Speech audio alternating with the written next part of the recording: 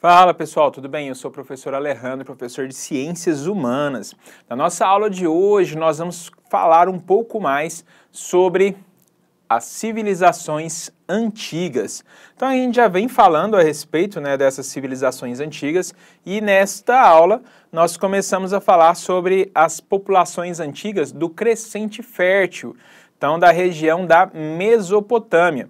Então nesse mapa a gente já consegue ver aqui essa região do Crescente Fértil. Essa região de amarelo, em destaque aqui, nós temos a região da Mesopotâmia. De roxo, nós temos aqui a região do Egito. De vermelho, a região da Palestina. Inclusive, destacando para cá, um ponto apenas ali a Palestina. E nós temos a Fenícia. Então, destacando aqui no mapa esta parte. Lembrando que esta parte nós temos aqui os rios, essa presença aqui dos rios. E esses rios que desaguam aqui no Golfo Pérsico, justamente entre essa região do Mar Mediterrâneo, do Mar Vermelho, do Golfo Pérsico, essa região aqui nós temos justamente crescente fértil, esse formato aqui de meia-lua, tá? Então semelhante, a uma meia-lua, uma lua crescente. Então crescente fértil e os povos da Antiguidade Oriental. Estudante, de acordo com o mapa, você pode observar que essa região abarcou 4 civilizações. Já falamos um pouco sobre uma delas, o Egito. Agora vamos tratar sobre a Mesopotâmia. Acompanhe o texto a seguir. Mesopotâmia e os povos mesopotâmicos. A Mesopotâmia, considerada um dos berços da civilização, abrigou diversos povos na antiguidade, atraídos pelos rios Tigre e Eufrates. A Mesopotâmia abrigou parte das primeiras civilizações da humanidade. A presença em sua região dos rios Tigre e Eufrates foi fundamental para que o homem, a partir do desenvolvimento da agricultura e da criação de animais, pudesse sedentarizar-se e formar cidades naquele local. Diversos povos habitaram a Mesopotâmia durante a Antiguidade. Entre eles destacam-se os sumérios, os amoritas, os assírios e os caldeus. Então, uma região também, como a gente destacou, essa região, por conta justamente dessa presença aqui desses rios, nós temos o período de cheia, levando aí o rio, as águas do rio sobem e elas vão alagar ali uma grande parte as suas margens. Esse alagamento dessa parte, o rio ele levava vários nutrientes para essa terra. E justamente ali, os mesopotâmios, os povos que ocuparam essa região do Crescente Fértil, justamente fértil por conta dos nutrientes que eram levados do material orgânico que a própria água dos rios depositava às margens desses rios. E é claro, no período onde as águas baixavam, deixava ali aquela terra cheia de nutrientes, cheia de material orgânico. E ali a agricultura se desenvolvia facilmente. Então, justamente porque os primeiros povos a se tornarem sedentários, não são todos os povos a se sedentarizarem, deixar de ser nômade. Esses povos que tinham conhecimento já sobre a agricultura se instalaram nesses locais, começaram a desenvolver a agricultura e outros povos invadiam essas terras, pensando justamente na questão da fertilidade, na quantidade de alimentos que existiam ali, esquecendo também das técnicas que eram aplicadas naquele local, tá certo? Então, é um local de muitas disputas. Um povo tomando terra, outro vem tomando, e guerras sucessivas nessa região. Inclusive, como a gente viu ali, a região da Palestina, ou seja, as guerras são frequentes até os dias atuais. Como é também uma região semiárida e hoje já transitando para um processo de aridez maior, então a arenização, a desertificação do local já mais acelerada, inclusive as águas subterrâneas foram praticamente todas esgotadas. Então, com a pouca quantidade de rios, a disputa pelo local onde existe ali uma grande quantidade de água, rios Tigre, Eufrates, até mesmo próximo a essa região, o Rio Jordão, também importante para a região, é alvo de grandes disputas, certo? Seguindo aqui, nós temos então A Mesopotâmia pertencia a uma região localizada no Oriente Médio, predominantemente do atual Iraque, entre dois importantes rios, Tigre e Eufrates. Suas condições naturais, principalmente por causa da fertilidade do solo, permitiram que pequenas aldeias fossem formadas em seu território. A fertilidade do solo era garantida pelo ciclo de cheias dos dois rios que encharcavam o solo com material orgânico e permitia o desenvolvimento da agricultura e da criação de animais. A palavra Mesopotâmia tem origem no idioma grego e significa entre rios, terra entre rios. Então, entre o rio Tigres e Eufrates, nós temos a Mesopotâmia, a terra entre rios, em uma menção direta à importância dos rios para aquela região. Povos da Mesopotâmia. Os primeiros povos que se estabeleceram na região de maneira sedentária foram os sumérios. As primeiras cidades da Mesopotâmia foram fundadas por eles e acredita-se que os sumérios tenham chegado ao local por volta de 5.000 anos antes de Cristo.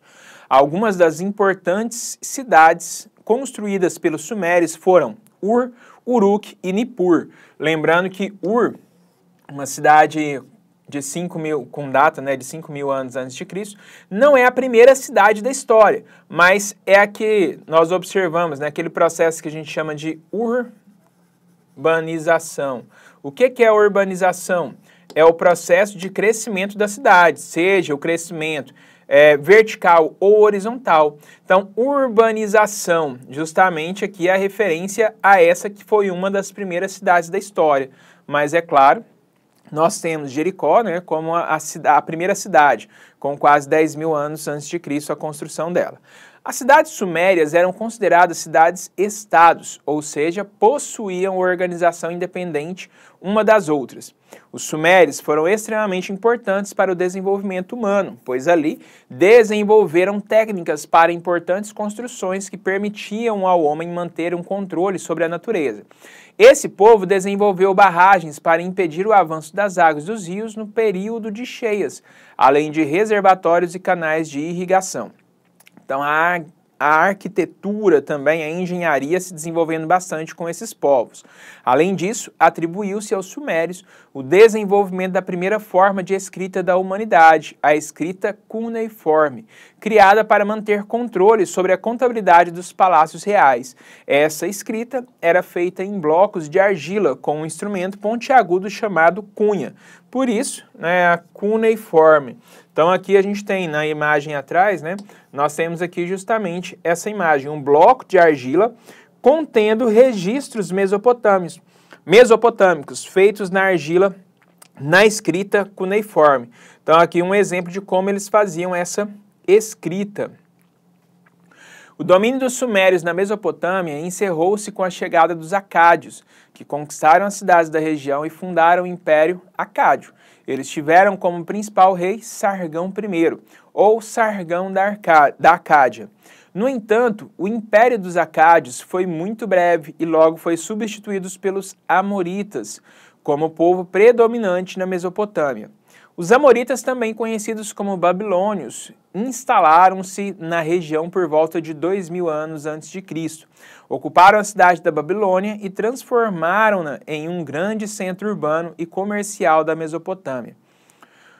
Os historiadores afirmam que importantes rotas comerciais passavam pela cidade e que comerciantes chegavam de diferentes partes do mundo antigo.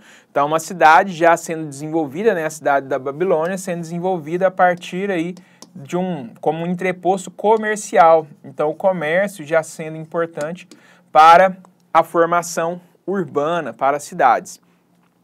O estabelecimento amorita na Babilônia levou à formação do primeiro Império Babilônico. Os amoritas sofreram forte influência dos sumérios e tiveram como rei mais importante Hammurabi, responsável pelo desenvolvimento de um código, agrupando antigas leis mesopotâmicas, que ficou conhecido como Código de Hammurabi. Esse código baseava-se em um princípio conhecido como Lei de Talião, o qual tem como lema olho por olho, dente por dente. Então, um lema até bastante conhecido, a gente já viu muito popularmente falar a respeito desse conceito do Código de Hammurabi, olho por olho, dente por dente. Ou seja, aquele que cometesse um delito tinha como pena uma punição proporcional ao dano que havia causado. O Código de Hammurabi foi antecedido por outros conjuntos de leis na Mesopotâmia, como o Código de Ur-Nammu. O reino dos Amoritas enfraqueceu-se depois da morte de Hammurabi e foi sucedido, tempos depois, pelos assírios. Os assírios formaram uma sociedade extremamente militarizada a partir do final do segundo milênio a.C. e iniciaram um processo de expansão e conquista na Mesopotâmia, por volta de 1200 a.C. Eles conquistaram toda a Mesopotâmia, além da Palestina, do Egito e parte da Pérsia. Então a gente vai vendo um povo sucedendo o outro, né, conquistando esse território. Os assírios ficaram célebres por terem sido guerreiros temíveis, que se utilizavam de técnicas violentas em combate e por tratarem seus prisioneiros com extrema brutalidade.